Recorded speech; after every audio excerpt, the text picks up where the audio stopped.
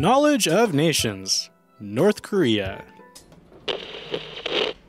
North Korea continues to fascinate the outside world. As one of the last vestiges for communism, the nation's list of allies grows shorter and shorter, while its nuclear ambitions seem to be ever expanding, reaching across the world all the way to the shores of the United States. It's also a country shrouded in mystery. While outsiders are allowed to visit under special circumstances, these trips take place under the watchful eye of guides, and almost every foreigner comes back feeling as though they have just been witness to some sort of play. A Truman Show-like reality that's only a facade to make North Korea appear strong and prosperous. In recent years, thanks to looser restrictions and improved technology like smaller, more discreet cameras, the veil of secrecy within North Korea has been lifted, if only just a peek. We'll take a look at what we know today about the communist state of some 25 million people and how things have gotten to where they are today in our new series, Knowledge of Nations. We hope you're all excited for that. We sure are to see your response. Speaking of which, here's a comment we'd like to highlight from our Alien Places on Earth video. So there was a rumor going around shortly before that video was released that there was a system of roots discovered under Devil's Tower, this giant igneous rock formation in Wyoming that's mentioned in the video, leading to speculation that it was actually the base to what was once a humongous tree. We looked into it, and the rumor, which stemmed from an article complete with supposed images of the root system, was an internet hoax, and nothing about it was true. The root system picture was apparently ripped off from a diagram showing the development of sweet corn roots. Thanks for the question, Melissa. We appreciate it and are grateful you were so interested in the content of the video. Now, let's take a closer look at a unique dynasty. Today, North Korea is ruled by Kim Jong-un, who in title is the chairman of the Workers' Party of Korea and the supreme leader of North Korea. He assumed power after the passing of his father Kim Jong-il at the end of 2011. Under his leadership, the country has opened its doors more, if only slightly, to outside influence in the form of tourists and investors. We'll learn more about the Kim family and some of those tourist experiences in a little bit. But first, let's go back to how North Korea ended up turning into the only communist dynasty the world has ever known. Japan's island. Japan was a burgeoning empire in the early 20th century. Part of their expansion was to annex all of Korea in 1910. They'd ruled the island for the next 35 years, right up until they were defeated in World War II. Japanese forces surrendered in 1945, and Korea was subsequently occupied by the Soviet Union to the north and the United States to the south. The land was divided by what has become one of the most well-known and dangerous borders in the world, the 38th parallel. Though they fought together towards the common goal of defeating the Axis alliance in the war, the Soviet Union and the United States never went together as well as peanut butter and jelly shortly afterwards in Korea, or anywhere else for that matter. Both would claim to be the rightful ruler of all of Korea, and neither ever accepted the 38th parallel as a permanent border. As the two superpowers would back their territories and establish their differing political ideologies, tensions would boil over and result in the start of the Korean War. For just over 3 years, the Chinese and Russian-backed northern troops would clash with the US and UN-backed forces from the southern part of Korea. At first, victory appeared imminent for the communists, as they had pushed the southern troops, mostly comprised of hastily gathered and ill-prepared US and South Korean soldiers, to just a small portion of the south, called the Pusan Perimeter. The southern forces successfully pushed back, however, and the two sides struggled for small territorial gains while thousands died in the process. Finally, the conflict, which had essentially become a senseless war of attrition, ended in July of 1953, when an armistice was agreed upon by both sides. The terms ceded that Korea would be divided in two on the 38th parallel, by an area called the Korean Demilitarized Zone, or DMZ. Separate realities. The two Koreas would go their separate ways.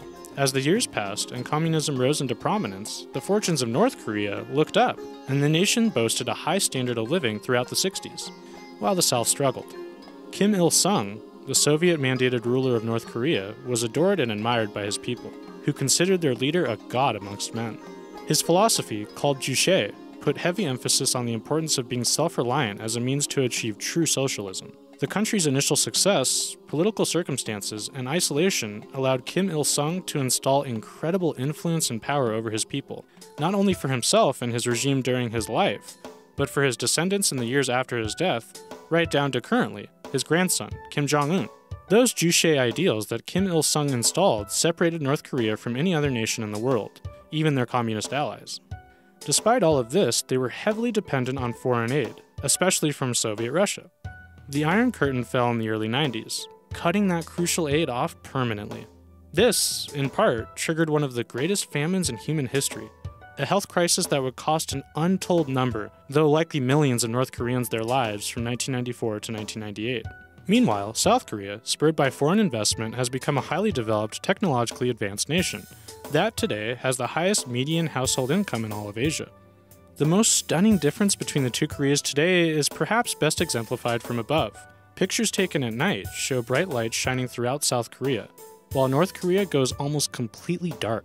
To this day, no peace treaty between the two Koreas exists, meaning that technically they're still at war.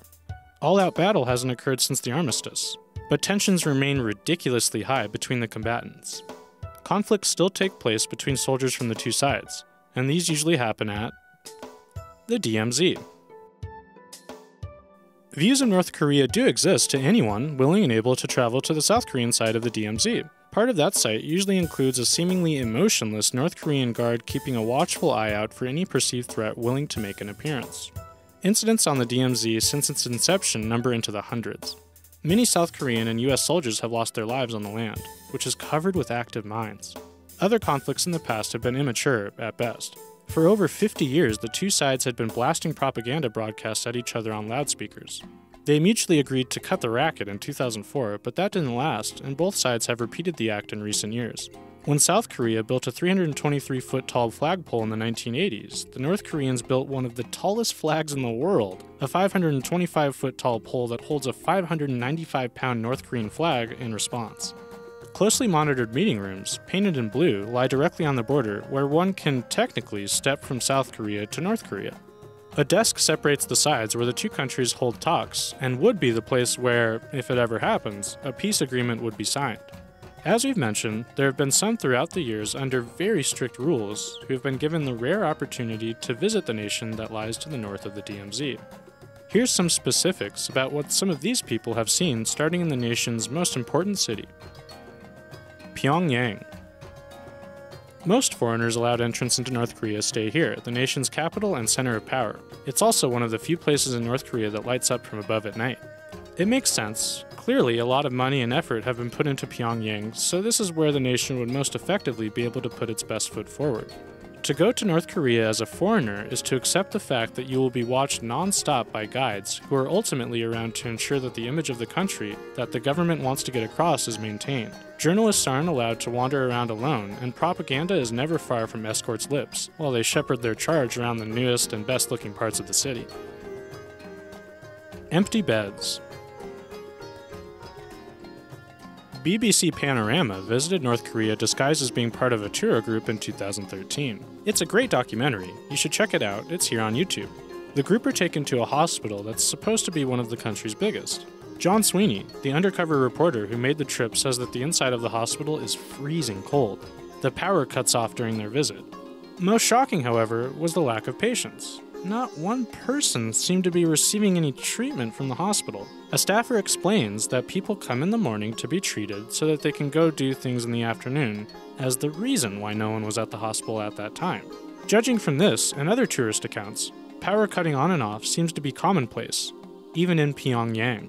People in North Korea aren't stupid and understand that they live in a poor country. They don't blame their leadership, however. They point to outside influences as the cause of their circumstances. Just playing games? The bleak sentiments outlined by the BBC documentary are fairly common amongst outside visitors, but they aren't by any means shared by everyone that goes to the country.